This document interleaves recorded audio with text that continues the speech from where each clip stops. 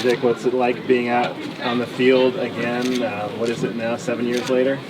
Yeah, 7 years later, it's been good, man. It's been kind of surreal in a way. Kind of the easiest decision I've ever had in the coaching change. And I got to come here. I got the same office. I got the same computer. I got the same setup. It's absolutely pretty easy to communicate and get through things. I know where everything is on this field and kind of how to operate. The only thing I'm trying to learn through is how Coach Wilcox operates and, everything that I got to go from, just a logistical side of things. But it's been great being back. I've always enjoyed coaching these kids. They're pretty fun to be around, and, I just love how they like ball, and they just want to be coached, and they want to keep learning. How has your offense evolved since you were here last time?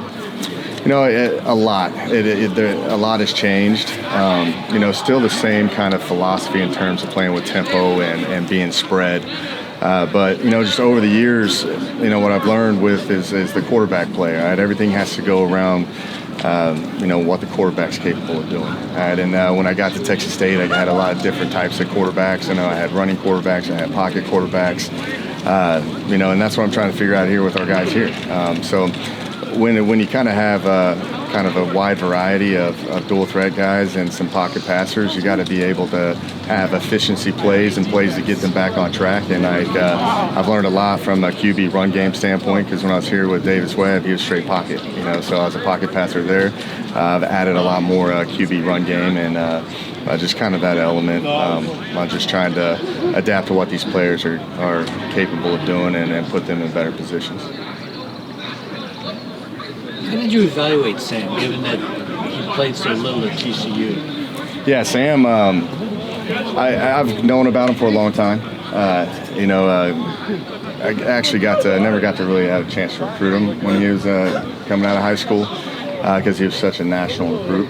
But known about him, I always watch every single quarterback in the country, just to, understand that the way the name of this game is in the transfer portal, there might be an opportunity to get him down the line. And so I've known about Sam for a long time, and just what he'd done in the Chicago area. I had a lot of college roommates that are from Chicago, and they all knew about Sam. So, he didn't play much at TCU, but he did get put in games in critical moments.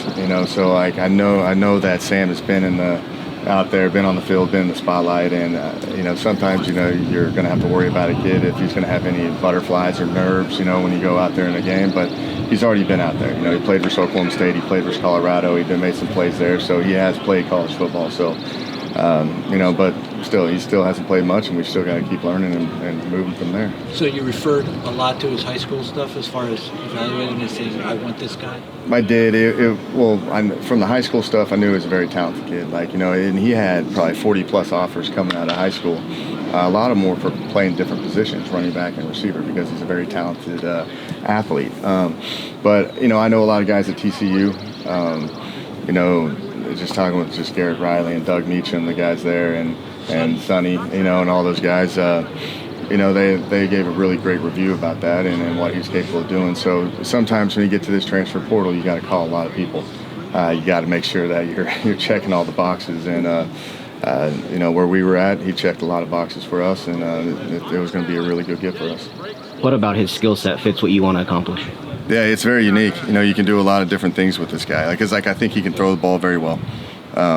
He's been in a college scheme and trained in this spread, system before. Just being under, Doug Meacham was his offensive coordinator year one, Garrett Riley was year two. They operate and communicate the same exact way how I've always done it, because we're all from the same tree.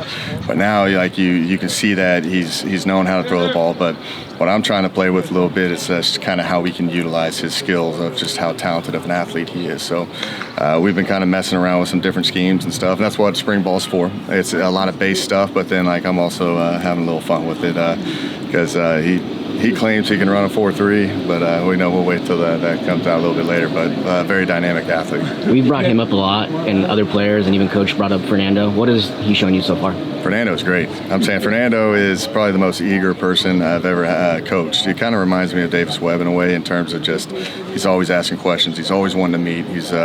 He loves coming out here and practicing, being around the guys. He plays with passion, and every play is kind of life or death to him. I love that. But the thing I appreciate about him most, he's up here trying to learn. He always says he wants to be a sponge. And I think you guys got to interview him last year, and that was probably one of the funniest interviews I've ever seen. But that just kind of shows you who he is. He's very thankful to be out here. He's a great teammate, but he just wants to be the best quarterback he can possibly be. Do you have to tweak Sam's mechanics at all?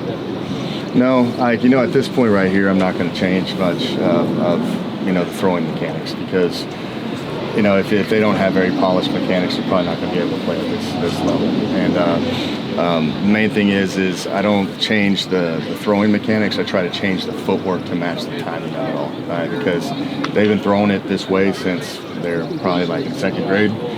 There's a lot of habits that are hard to break at this point, so it's more about making sure that he's in a position to throw the ball efficiently and everything's on time. What quarterback that you've coached is he similar to, if any? He's like a Kyler Murray, Johnny Manziel skill set, Will Greer he's a little bit more athletic than Will. Obviously Davis was a complete pocket guy, but I'd say more along the lines of Kyler Murray. But size-wise too, like Murray. Yeah, and normally also with throwing mechanics with shorter quarterbacks, they've been figuring it out their whole life. They've been short their whole life, so they know how to throw it in certain gaps and use different arm angles and try to find a way to create a vision. So he knows what he's doing. Does Sam do that with different arm angles and things? Yeah, that's the name of the game right now. Because defensive coordinators are always going to put guys in the launch point, of the quarterback. So if you're a team that the launch point of the ball is going out the B gap a lot, they're typically going to put a defender in the B gap. So then now you got to work your arm angles and get it to the side and find creative ways to do things. Is that particularly important for a guy who's 5'11" or whatever? Or? Extremely important. And what you try to do is a lot of short quarterbacks, if they don't get the vision, they want to go scramble. So now you've got to learn to cut reads off and get through your progression and maybe get to your checkdowns at that point. With Davis, he was just so tall, like he could literally see everything. You never had to worry about that. But that's what spring ball's about. It's all about figuring out what they're capable of doing, and I'm throwing them in stuff that we may not run next year. I just want to see what they're capable of doing right now, and that's the fun part of spring ball. It's only day 3, but what have you liked about what you've seen about the offense so far? I think the improvement from just each practice. You go in there and you watch the tape with them. You talk about just demeanor and just the pace of play and the attitude that you got to play with, and the short-term memory of being a tempo team. You can't dwell on the previous play, and you got to understand it's a very selfless offense, and you don't know where the ball is going to be sprayed. It could be running down the middle, a quarterback can pull it or scramble, or you can throw it to the right, you can throw it to the left. So there's a selfless aspect of also blocking downfield for your teammates, and day 1 they weren't really good at that. Day 2, like I'm saying, they sparked some big plays in these play-up periods because they understand that you can't take a play off, and eventually when there's a break in the rhythm of the game, we'll get you out and we'll sub you out, and they're starting to learn that. That's the hardest part probably with installation and tempo teams is just how you play it. Just the operation side of it all. Are there any receivers pushing for playing time that are sort of newer on the scene, like Jaden made a couple of catches today? Yeah, there's they're all going to have to play. We don't have just a lot of depth right now.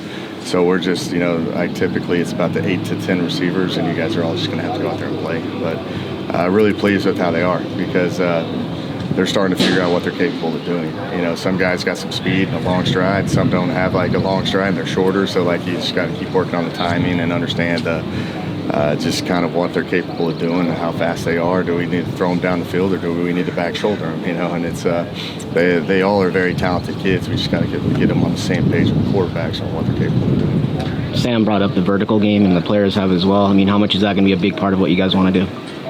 Oh yeah, I'd get bored with myself if I wasn't throwing the ball down the field. I'd just sitting on the sideline. You got to keep it entertaining.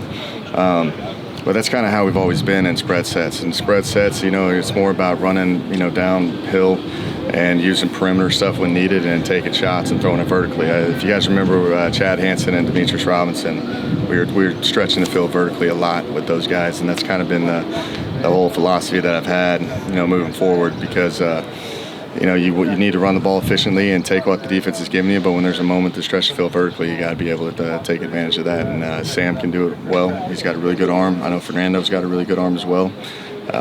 So, yeah, we just got to – the main thing is QBs are greedy, You know, they got to understand when you need to hand the ball off, when you need to throw on the perimeter, on always check and go. So that's what I'm working through right now. On that note, what's it like to have a guy like Jaden in the backfield? A very dynamic kid. Like, what I'm really impressed with Jaden is his patience.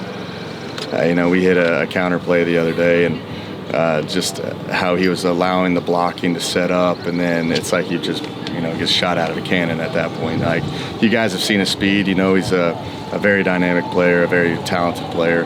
But like, I'm just impressed with his just overall leadership ability and the patience that he has, and how he's always trying to, you know, perfect his game. We see a camera kind of behind you guys on offense. What does that do for you? What does it do for you guys, and what are you maybe looking at when you watch that film? Yeah, that's for the O-line. You know, it's just, it gets a better angle for the O-line to teach off of, and technique. And, you know, like, there's just so many ins and outs of, you know, defensive line play. You know, are they a head up nose? Are they a shade? Are they a 2? Are they a 2-eye? Are they a 3? You know, and what type of 3 technique? You know, so like with that camera angle, it allows them to see it. I also like it from a quarterback vantage point too, so you can see like if they're putting guys in the vision of the RPO or not. And that's the conversation about, you know, our arm angles and things of that nature, or maybe changing to another RPO as well.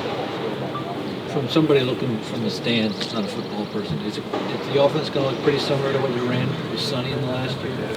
Yeah, we always start there, you know, because that's the base install, and we got to go from there, and then you figure out what your players are capable of doing.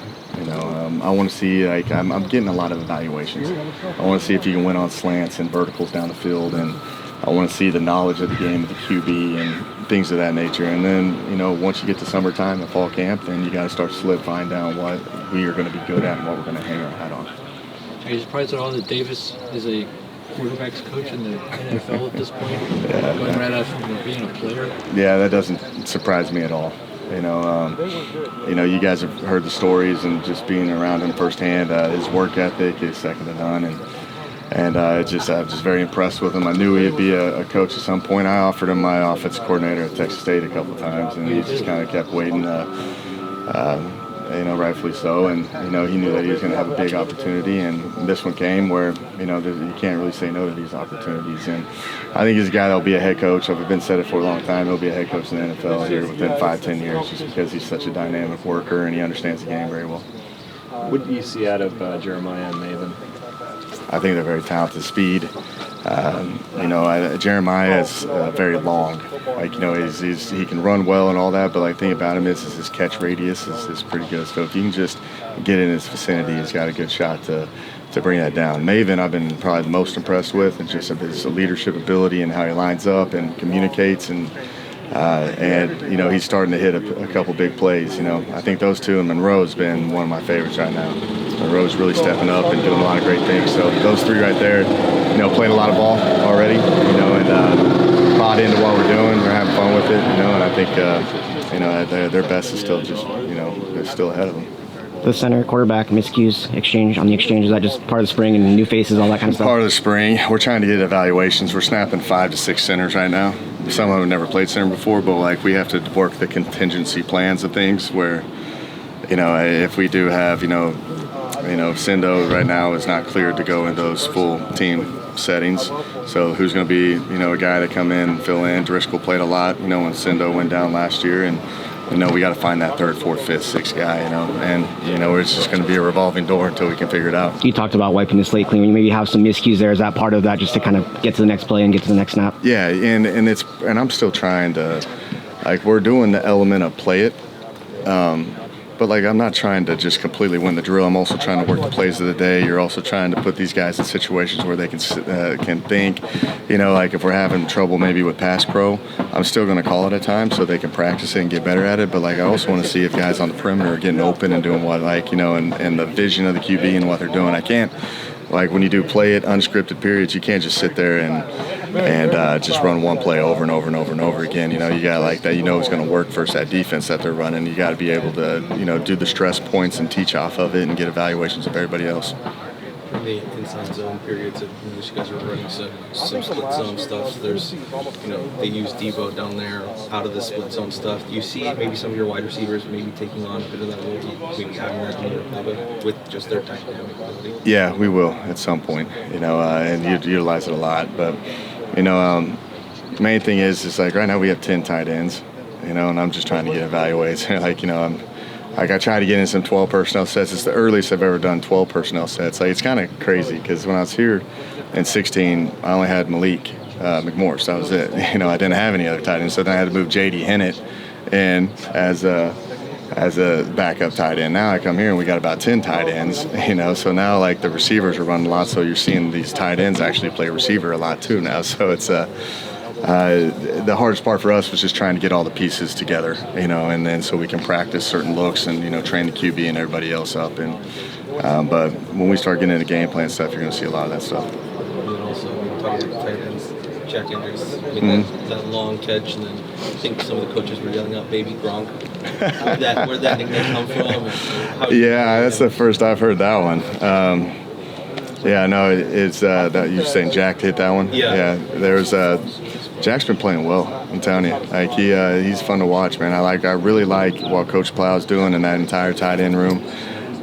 You know, they're all, you know, very eager kids and want to come out there. But like just to see like Jack have some success like that, it's pretty fun to watch. All right, you guys all good? Go ahead, Jake. It sounds like you're doing more evaluation than installing at this point. Is that fair to say? Or? Yeah, like I have all the base, you know, stuff in that we typically do. You know, there's probably a few more pass concepts that I'm going to be getting in at some point. There's going to be a couple more run schemes as well once we get in, but we have enough football in right now to go play anybody, you know. So it's more about let's rep and play and evaluate and put them in stressful situations and matchups and see if they can find a way to move the ball.